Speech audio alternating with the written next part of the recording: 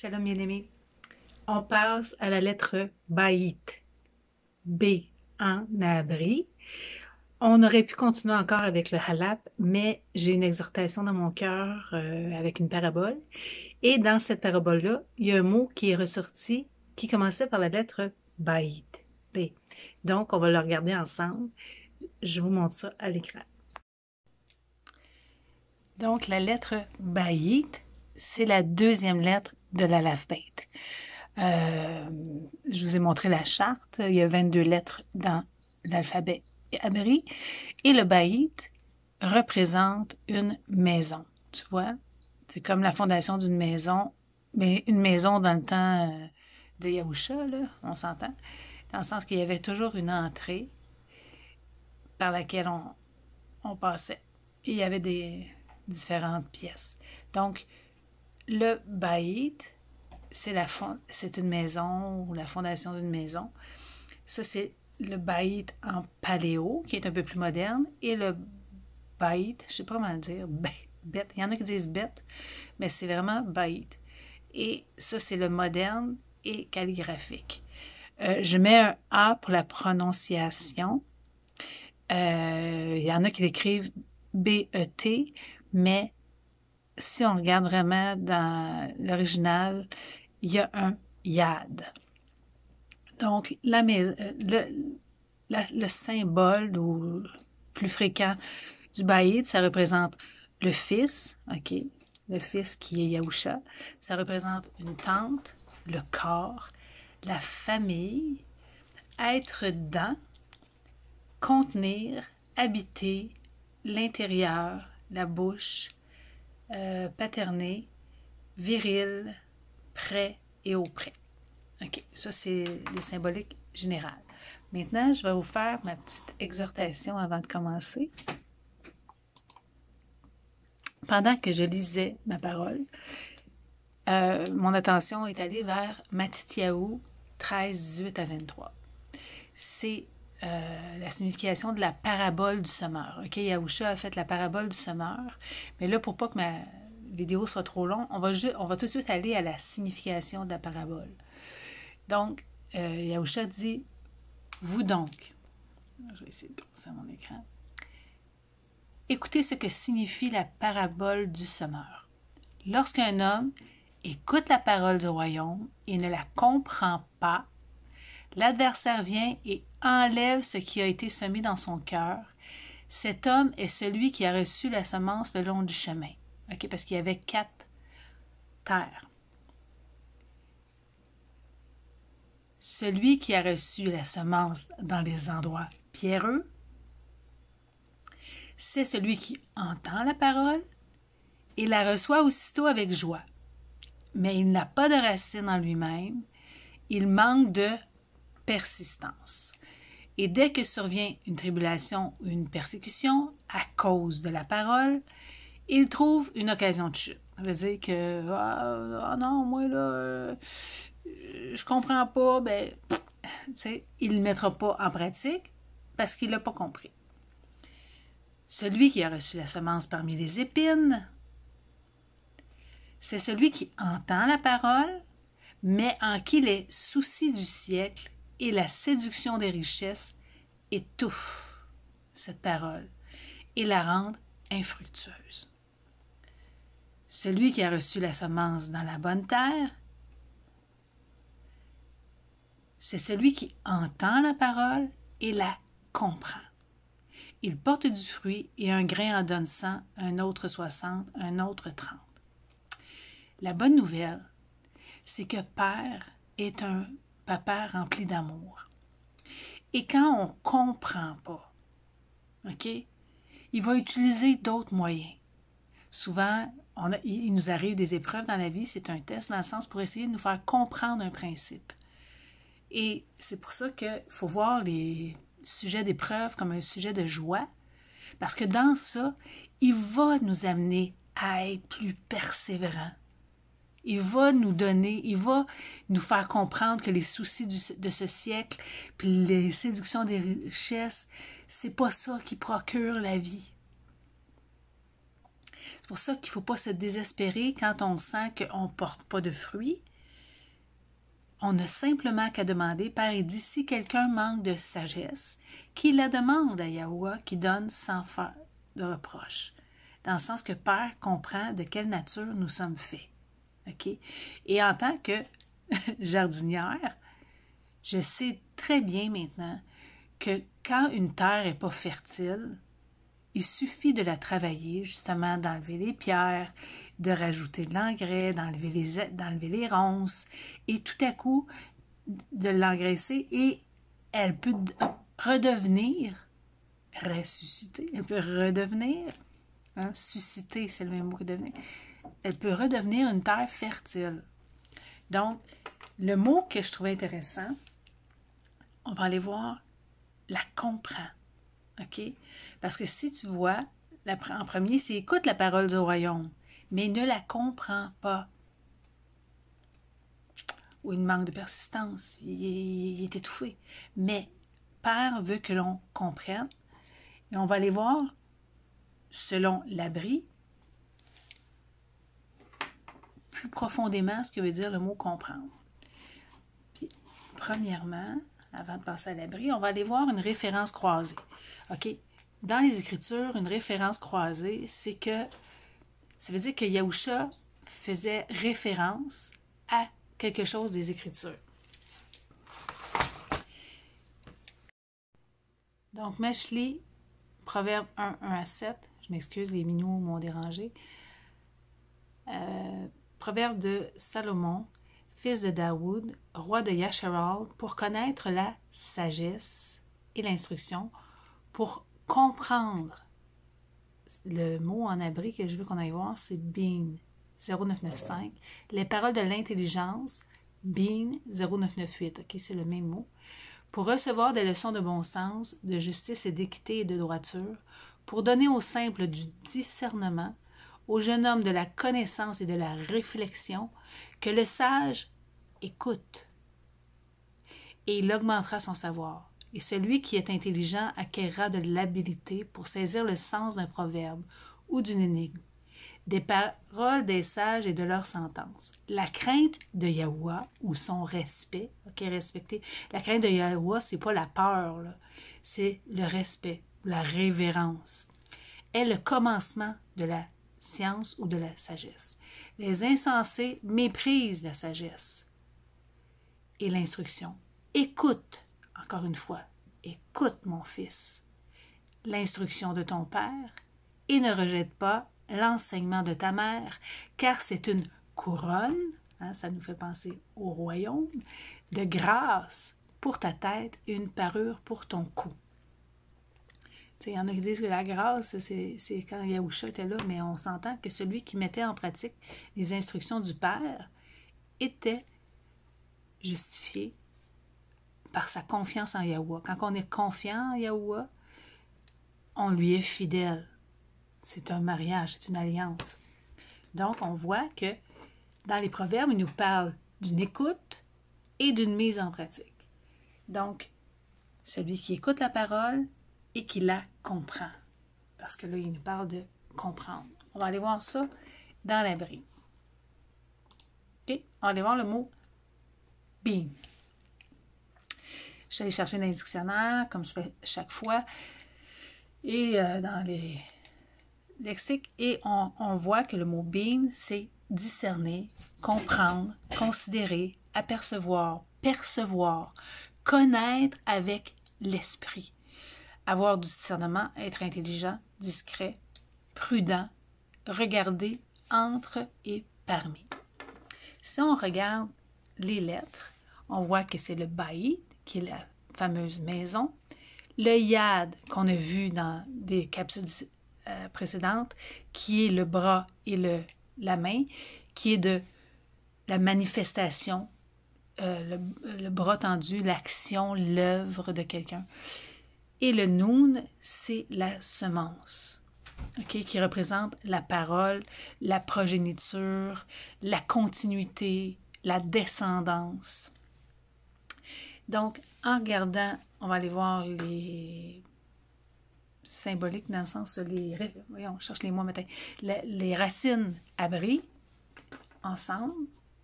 Vous allez voir, c'est vraiment intéressant. Donc là, moi, je l'ai traduit dans le sens que quand on lit l'abri, hein, vous savez, c'est comme un mot devient comme une phrase. Ce serait le Fils qui agit selon les instructions ou selon la parole. OK? C'est quoi qu'on a vu tantôt dans la parabole? Celui qui comprend une instruction, bien, il va la mettre en pratique. Hein? S'il sait comment faire, ça va marcher. Donc, on va aller voir. Dans les lexiques, ça, j'ai pas besoin de vous le redire là, parce que je ne veux pas la faire trop longue, mais c'est vraiment les mots que je vous ai dit. Le psaume 119-130 dit « La révélation de tes paroles, OK, est claire. Elle donne de l'intelligence, being, au simple. » Au simple, c'est le qui ne comprend pas. Là. OK. Si on va voir la racine abri, ban, selon la grammaire d'Antoine Fabre d'Olivet, si l'on conçoit la racine ba, qui renferme toutes les idées de progression, de venue, de naissance, revêtue du signe extensif, OK, l'étendue, c'est le noun, pour former la racine ban, cette racine enveloppe l'idée d'une extension génératrice, une production analogue à l'être produisant, une émanation. Si l'on considère cette même racine ban comme le résultat de la contraction du signe de l'activité intérieure, OK? Le bait, on l'a pas vu encore, mais on l'a vu peut-être dans la lettre halak, avec la racine aou qui caractérise l'étendue circonscriptive de l'être, OK? C'est son étendue dans le fond. Alors, elle sera le symbole de toute production active, allant de puissance en acte. OK? Le halap, c'était la puissance. Et maintenant, on s'en va vers le ban, ça va devenir une action. La puissance, mais en acte. De toute manifestation de l'acte générateur. OK? Donc, c'est le moi. Dans un sens figuré, c'est une émanation intelligible ou sensible. Dans un sens propre, c'est un fils, une formation, c'est-à-dire un disciple, une corporisation, ça veut dire qu'elle prend vie. Tu sais, un corps, c'est qu'elle prend vie. Une construction. Si on voit la racine bi, bayit yad, c'est les racines analogues de ba, ba, bu, on ne les verra pas toutes, qui caractérisent le mouvement d'une chose qui s'avance, paraît au dehors, vient, s'ouvre, dans le fond c'est comme l'épanouissement. Celle-ci s'applique principalement au désir qu'on a de voir paraître une chose, arriver, un événement, et qu'on exprime par plus ayawa. OK, ce qui plus ayawa. Dans ça, on voit les racines bin, bir, bit, bayit. La racine yin maintenant, yad, nun. Le signe de la manifestation uni à celui d'une existence individuelle produite. Composer une racine d'où se développent toutes les idées de manifestation particulière et d'être individuel. Okay? C'est l'individu. De là, les idées accessoires de particularité, d'individualité, de propriété. Ce qui manifeste le sentiment individuel, l'existence propre, l'intérêt, tout ce qui est relatif à un centre déterminé, à un point particulier, tout ce qui tire à soi, s'approprie, enveloppe, blablabla, mouvement interne et désir d'accroissement. OK, on parle dans le fond d'accroissement. On va aller voir directement le bin, B, la racine, parce qu'il y a une racine, Beit Yad Nun. OK, le noun en abri moderne, c'est comme une barre. C'est l'intelligence, ce qui élit intérieurement et dispose les éléments pour l'édification de l'être. On va aller voir dans le fond. On comprend maintenant que le being, c'est vraiment l'être qui s'étend, dans le sens qui s'accroît, qui s'accroisse. C'est l'intelligence, la compréhension. On va aller voir la compréhension, la définition du mot compréhension, c'est la faculté de comprendre, de percevoir par l'esprit. OK, on voit, la même définition que being, par le raisonnement. On va aller voir ce que j'ai écrit plus bas. L'intelligence. Qu'est-ce que l'intelligence? OK. L'intelligence, c'est l'aptitude d'un être humain à s'adapter à une situation, à choisir des moyens d'action en fonction des circonstances. C'est intéressant de voir que l'intelligence, tu vois, on a le yad au milieu du ban, OK, qui est le fils, mais on a l'action au centre. Donc, le fils, ça le dit, vous les reconnaîtrez à leurs fruits. Leurs fruits, le mot qu'on pourrait traduire, c'est à leurs œuvres, à leurs actions. Ce travail réclame un minimum d'intelligence. Personne considérée dans ses aptitudes intellectuelles en tant qu'être pensant. C'est une intelligence supérieure. Ça, c'est la définition du dictionnaire. On s'entend? Si on voit dans Éphésiens 4, 17, 24, « Voici donc ce que j'ai dit et ce que je déclare en Yahusha, c'est que vous ne... » Attends, je lirai pas à travers mon téléphone, je vois rien. « C'est que vous ne devez plus marcher comme les incroyants, qui marchent selon la vanité de leurs pensées. Ils ont l'intelligence obscurcie.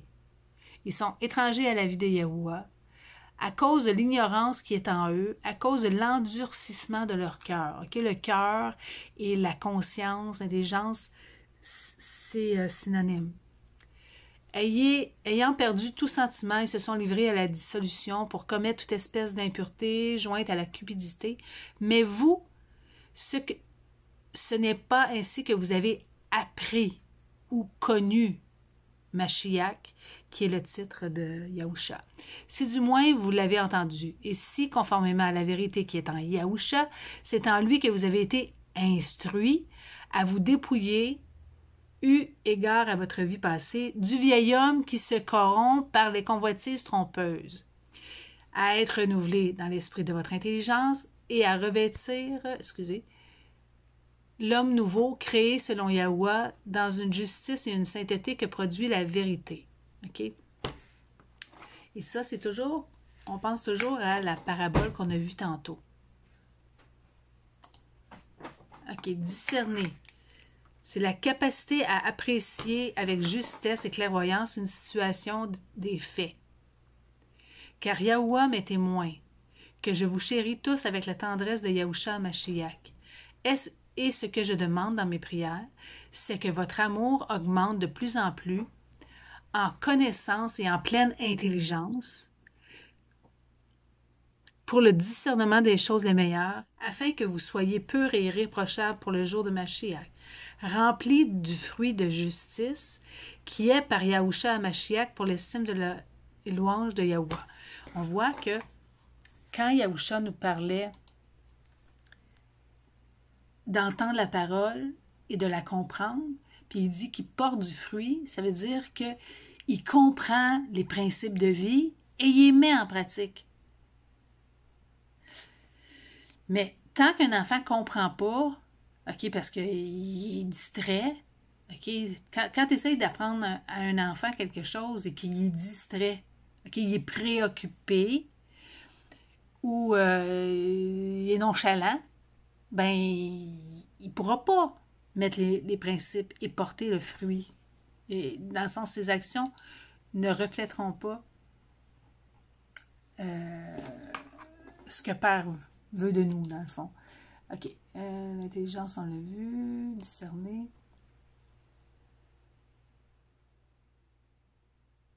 OK. Comprendre, on a vu ici. Je pense que je l'avais... J'ai-tu fait, celui-là? Non. OK. Comprendre, selon une autre définition, ça se dit contenir en soi. Mais j'aime que le baït, c'est le contenant. OK? Ça peut représenter un contenant. C'est mon être intérieur. Et contenir en soi. Puis on disait tantôt que le yin, c'est le soi, dans le fond. OK, donc c'est contenir en soi. faire entrer dans un ensemble. En bref, saisir par l'intelligence, saisir le sens d'un mot, d'une langue, concevoir, se faire une juste idée de quelque chose, s'expliquer quelque chose, en découvrir le motif ou la raison, bien saisir les explications, les ordres qu'il donne, la langue qu'il parle, en parlant de quelqu'un. Donc, quand Yahusha nous disait, il la reçoit, il la comprend. C'est ça que Père veut qu'on... Si on ne comprend pas une règle qui demande, une instruction qui demande, en bon enfant, plutôt que de désobéir parce qu'on ne comprend pas, on lui demande. Père, je ne comprends pas celle-là. Explique-moi-le. Et Père est amour et il va nous le révéler. Parce que ça dit dans Éphésiens 3, 14, 19, « À cause de cela, je fléchis les genoux devant le Père, duquel tire son nom, toute famille dans les cieux et sur la terre, afin qu'il vous donne, selon la richesse de sa gloire, d'être puissamment fortifié par son souffle dans l'homme intérieur. » OK? Le bailli, l'homme intérieur. En sorte que Yahusha habite, bête, dans vos cœurs, en croyant, afin qu'étant enraciné et fondé dans l'amour, vous puissiez comprendre, avec tous les mis à part, quelle est la largeur, la longueur, la profondeur et la hauteur, et connaître l'amour de Yahusha, qui surpasse toute connaissance, en sorte que vous soyez remplis jusqu'à toute la plénitude de Yahuwah. OK? C'est le jardin fructueux qui porte fruit, c'est la plénitude. On est plein. OK? La plénitude, c'est le bonheur. C'est synonyme de bonheur. On va aller voir un mot qui contient la racine bin, c'est bina. OK? Dans le fond, c'est bin, et quand on rajoute le ha à la fin, le ha, c'est cette lettre-là ici, bina, c'est la compréhension. Donc, on voit que comprendre, et le mot est son féminin, c'est la compréhension, c'est bina. Quand on rajoute un ha à la fin, ça devient le féminin. À travers le bina, on va aller voir le b, on va aller voir un autre mot qui commence par B, comme on a vu tantôt. Et c'est le mot, justement, de la lettre Bait. OK? Si on regarde la lettre Bait, c'est ce mot-là qu'on va aller voir. Et le Bait, il contient le Bait, le Yad encore, et le Thao. Le Tau, c'est la dernière lettre de la Lav Beit. Le Tau, celui-là j'ai mis ici, oui. J'ai mis les symboliques ici, OK? Ils représentent la marque, une marque, OK? C'est pas la croix, là, okay? La croix païenne. Yahusha est mort sur un poteau d'exécution, selon l'histoire, et non pas sur une croix. OK? C'est un poteau d'exécution, c'est un arbre mort. Et ça représente plutôt deux bâtons croisés, comme une marque, une alliance. Okay? Quand on fait une signature, on fait une marque, ou, mettons, je te dis, pose-toi là en hélicoptère, là, on va faire une marque, mais c'est ça, c'est une marque pour montrer l'endroit. Donc, c'est un signe, une alliance, une signature, comme je disais tantôt, la signature d'un contrat. Le monument, le contrat, l'entente, ça représente aussi l'union, le mariage entre deux parties. Le perfectionnement, là, ceux-là, la nécessité, sympathie, ça c'est plus vraiment la grammaire. Et ça, c'était l'antonyme. Mais on va aller voir. Ah, qu'est-ce que j'ai fait là? C'est pas là que j'étais supposée mettre ça. Cette personne-là, ça l'a apparu là. Oh non, j'ai fait... Zut, j'ai perdu mon... C'est pas grave, OK. Là, on voit, dans le fond, la baïte, c'est l'habitation que l'on trouve la marque, sur laquelle on trouve la marque. Vous allez comprendre davantage quand on va regarder les symboliques. Dans le sens que le baït, OK, représente une famille. Une famille, dans les Écritures, dans la première alliance, c'était comme une tribu. OK? Et une famille, on a une marque, c'est notre nom. OK? La famille Caron, un exemple. On est une maisonnée. On était une maisonnée, là, on est plus, dans le sens que là, on a chacun notre maisonnée. Maintenant, moi, je suis une Villeneuve, dans le sens que j'ai marié un Villeneuve. Donc, je fais partie de la maisonnée maintenant de Guy. La famille. Fait que dans chaque famille, il y a une marque. Et la marque, c'est souvent le nom. OK? La tribu de Benjamin, la tribu de Yahuda. Tu comprends? Il y avait un nom. Fait que c'est pour ça que la marque ou le sceau, si on va voir, là, je ne sais pas si je l'ai mis dans mes commentaires, parce que ça vient comme pendant que je vous parle, ça dit que on va avoir la marque, je pense que peut-être je l'ai mis, on va aller voir, OK? Sur le front, qui était le nom. Le Tao, on a dit que c'était un désir, une marque, un signe d'écriture, une signature. Et si on va le voir dans la grammaire d'Antoine Fabre d'Olivet, c'est la même chose. Toute idée de signe, de symbole, de caractère hiérographique emblématique, une fable, une description, un livre, un mouvement. Là, ça, je ne l'ai pas étudié plus profondément parce que je ne suis pas rendue au Tao, tu comprends? Moi, là, on passe au bête, mais le Tao, je ne l'ai pas étudié. J'ai hâte d'étudier cette lettre-là plus profondément pour en saisir toute la beauté. Donc, on va aller voir dans Ézéchiel 9.4.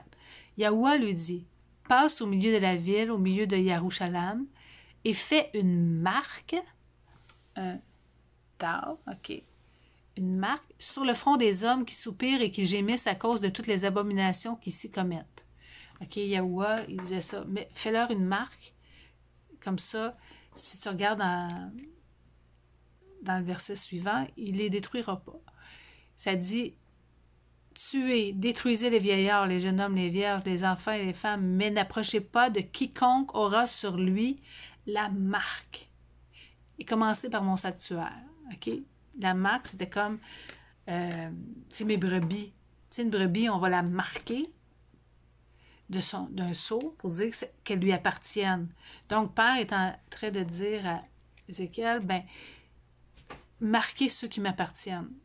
Puis, je les détruirai pas. 2 Corinthiens 1, 21, 22 nous confirme la même chose. Et celui qui nous a fermis avec vous en Yahusha et qui nous a oint, c'est Yahuwah, lequel nous a marqué d'un sceau. OK? Et a mis dans nos cœurs les arts de son souffle. Là, je fais une parenthèse pour comprendre davantage le baït. La maison, c'est pas juste la maison physique, c'est la maisonnée, c'est la famille. Donc, Père, il a marqué de son sceau ses enfants. Un roi, c'est un souverain, hein, dans le fond, notre Père. Donc, il a marqué ses enfants. Puis la marque, c'est son nom, on va le voir plus tard. Pour tout cela, nous contractâmes une alliance dans Néhémie 9.38 que nous mîmes par écrit, et nos chefs, nos lévites et nos sacrificateurs y apposèrent leur sceau. OK? Quand on fait un contrat, le souverain apposait un sceau. Donc, le Tao représente ça.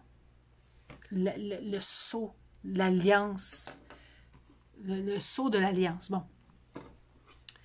Yahukanan 6, 27. Travaillez non pour la nourriture qui périt, mais pour celle qui subsiste, pour la vie éternelle.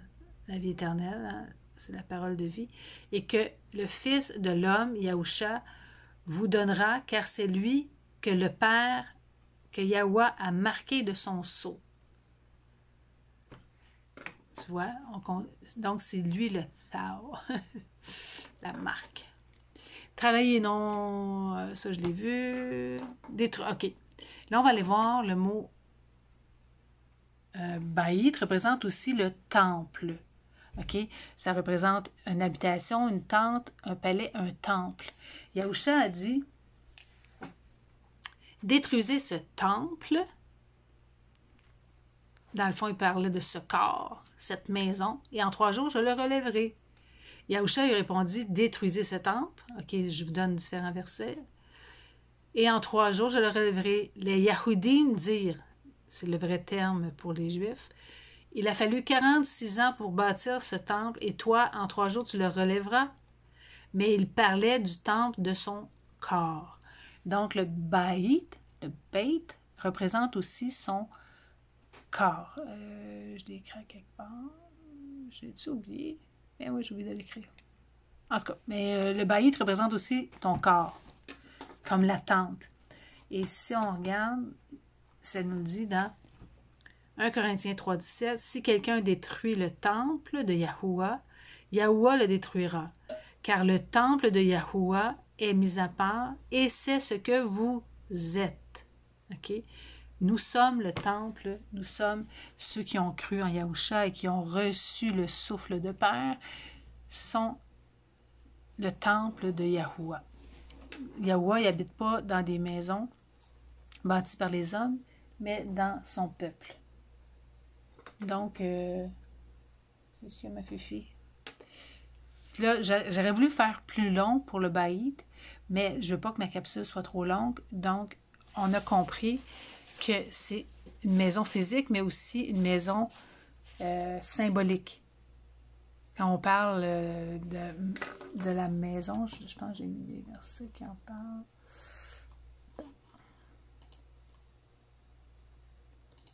Oui. OK. Barachit, Genèse 7.1, Yahweh dit à Nouk, Noé, entre dans l'arche, toi et toute ta maison. OK? On ne parle pas de la maison physique, là. On ne parle pas de son adresse. On parle vraiment de toute sa famille. Car je t'ai vu juste devant moi parmi cette génération. OK? Donc, il était juste par sa confiance en Yahweh et par la mise en pratique sa fidélité envers Yahweh. Ça ne veut pas dire qu'il ne tombait pas, mais il avait confiance, et c'est par notre confiance en Yahweh qu'on est rendu juste. Donc, on va aller voir maintenant un mot. Tu sais, tantôt on a vu bin. On va aller voir la racine ban, ou le mot ban. Okay, le mot ban, c'est le mot pour fils. Et c'est intéressant de voir que si le mot ban veut dire fils et qu'on y rajoute les œuvres, le yad de tantôt, on parle d'intelligence. Donc, c'est l'action. Le ban comprend le baït et le noun, OK? La maison et la semence, ou la parole. Donc, les fils sont la maison ou l'habitation de la parole. Tu sais, Yahusha a dit, si ma parole habite en vous ou demeure en vous, vous serez mes disciples si vous la mettez en pratique. Donc, on voit que l'abri parle par lui-même. Tu sais, dans le mot fils, on ne voit pas ça. Mais en abri, on voit que c'est l'habitation de la parole. C'est ça, un fils. C'est le Strong 11, 21. Et on va aller voir ensemble. OK. On l'a vu tantôt. Le ban, ça représente la progression, la venue de la naissance. On le regardera pas à nouveau. Mais je suis allée chercher des versets, mais je ne peux pas tout vous donner les versets qui comprennent le mot ban, parce qu'il y en a des centaines, parce que le mot fils est souvent reconnu, mais je voulais vous montrer quand même. Dans Barachit, ça dit « Adam connut encore sa femme et elle enfanta un fils, Ban. Il l'appela du nom de Sat. Yahweh m'a donné un autre fils, Zara. » OK? Et Zara, c'est une semence. C'est quand on parle de semer, c'est le mot Zara. On n'ira pas voir ça parce que c'est pas dans le contexte du bait, mais c'est pour vous dire qu'il y a deux mots dans ce même verset. OK? Tu vois, dans le français, on l'a traduit tous les deux fils, mais dans l'abri, il y a encore quelque chose de plus profond, dans le sens que là, c'est Bait Noun, Ban, et ici, c'est Zara. OK? Et pourtant, Ici, on a la semence dans le ban, mais là, il y a le rash, OK, qui est une autre chose. C'est la tête de l'homme. Mais c'est pour vous montrer à quel point c'est deux mots différents. Mais dans l'abri, on va comprendre plus profondément en allant le chercher. OK. Ça dit, mais j'établis mon alliance avec toi, tu entreras dans l'arche, toi et tes fils, Ban, ta femme et les femmes de tes fils, Ban, dans Genèse 6, 18. Et là, comme je vous ai dit, je ne les donnerai pas toutes. Là, ici, on va voir que c'est plus les enfants. Shamout 6, 11 va par la Pharaon, roi de Matzraïm, et non Égypte, pour qu'il laisse aller les enfants, Ban, de Yashabar. Donc, quand il parle de Ban, il ne parle pas juste d'un fils masculin. Certaines fois, ça va être un fils au terme d'enfant qui est un mâle, mais parfois, ça comprend tous les enfants, fils et filles. Donc, quand il dit qu'on est enfant de Yahuwah, c'est fils et filles, c'est Ban. Je suis allée voir dans Luc 1,35, mais dans Study Bible, je suis allée voir le mot grec, OK, et sa correspondance en abri, son équivalence en abri, et c'est bien Ban. Donc, ça dit, le messager lui répondit, le souffle mis à part, c'est-à-dire cet esprit, viendra sur toi et la puissance du Très-Haut te couvrira de son ombre. C'est pourquoi l'enfant consacré qui naîtra de toi sera appelé fils, Ban de Yahuwah. On parle de Yahusha. Okay, c'est pour ça que souvent, le ban, dépendamment des circonstances, va être symboliser le fils de Yahuwah. Okay. Et la bonne nouvelle, ça dit que, je donnais tout le temps une bonne nouvelle, Yahukanan Alaf, et voici ce témoignage, c'est que Yahuwah nous a donné la vie éternelle, et que cette vie, donc cette semence, est dans son Fils. Celui qui a le Fils a la vie, celui qui n'a pas le Fils n'a pas la vie. Okay? Il faut recevoir la semence incorruptible dans notre terre et elle va porter du fruit. Et cette semence incorruptible, c'est la parole de Yahusha. Car Yahuwah a tant aimé le monde qu'il a donné son Fils, Ban, afin que quiconque croit en lui ne périsse point, mais qu'il ait la vie éternelle. Okay? La vie est dans son Fils, la progéniture. Et, encore une fois, l'abri est tellement plus démonstrateur de ce que ça veut dire. Quand on parle de construire... Oh non, j'ai plus de batterie. Quand on parle de construire, je vais faire ça vite. Bana, OK, on rajoute le ha, c'est le fils, et tu rajoutes le ha, c'est bâtir, construire, fonder, former, reconstruire, être bâti, redevenir heureux. Donc, quand Yahusha nous dit « Je bâtirai mon assemblée », il parle de la progéniture, il parle des enfants de... Toutes mes excuses, j'ai manqué de batterie, je suis allée chercher mon fil. J'ai pas été fine, j'aurais dû aller le chercher. Donc, quand je disais « bana », OK, c'est le mot « construire », « bâtir », on voit que ça a une toute autre signification quand Yahusha nous dit qu'il va bâtir. Lui qui est le ban. Et le ha symbolise le souffle. Donc, il va construire comment? Par son souffle. Ici, regarde, tu vois, ban, on ajoute le ha, c'est construire. Là, je ne pourrais même pas aller vous montrer les versets parce que je suis attachée après la prise, je ne peux pas aller plus loin. Mais je voulais vous montrer aussi le mot haban.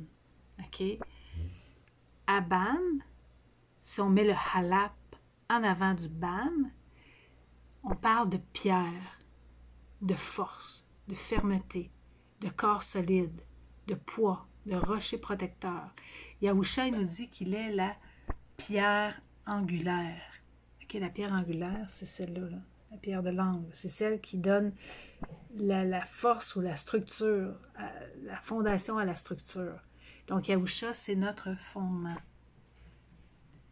Et la parole dit aussi que les enfants de Yahuwah, nous sommes des pierres vivantes. Halap représente le Père. Le Beit représente le fils et le Noun représente la progéniture, les descendants. Donc, nous sommes les fils du Père, Aban, les pierres vivantes. Et on voit que Bana, c'est la construction par le souffle. Donc, c'est vraiment, j'aime la brille pour ça. Ça nous dépeint davantage ce que les mots veulent dire. Tu sais, on construit une famille en les instruisant et l'enfant intelligent, Bean, qu'on a vu plus tôt, je ne peux pas vous le montrer parce que je tiens le fil pour pas que ça débranche, mais le Bean veut dire l'intelligence, donc le fils qui met en action, qui a compris, qui met en action, qui est intelligent, les paroles du Père. Fait que si j'ai d'autres choses à vous rajouter, je ferai une capsule 2. De toute façon, ça va être la lettre Bait. On va continuer avec ça. Attends, je vais essayer de... Ah, je peux peut-être mon téléphone tranquillement. Bon, ça, je vais aller montrer le bing. Fait qu'on a vu le Bait, c'est la maison, la famille. Le bing, c'est l'intelligence. Donc, la compréhension. Pour résumer, c'est celui qui entend la parole. On a vu que la parole, c'est le noun. Et la comprend, le bean. Il porte du fruit. Ça veut dire qu'il va prospérer dans sa vie. Donc, je vous embrasse. J'espère que vous avez eu une petite semence dans vos cœurs qui va porter du fruit. Bisous, je vous aime.